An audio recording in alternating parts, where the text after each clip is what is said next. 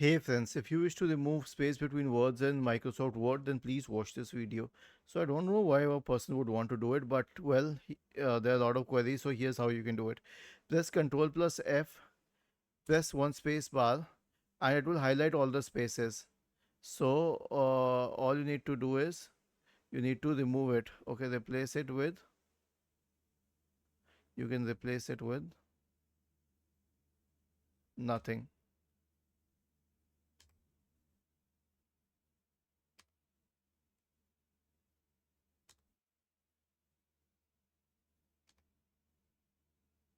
Okay, so this is how you can replace this.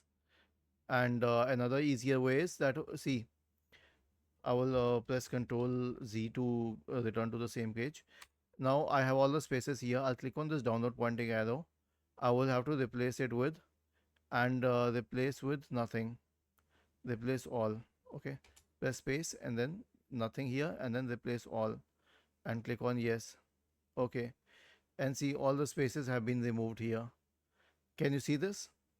Was this helpful? If yes, then please subscribe to the channel. If not, then let us know in the comment section of the video on how we could help you further. Thank you for watching this video and have a nice day.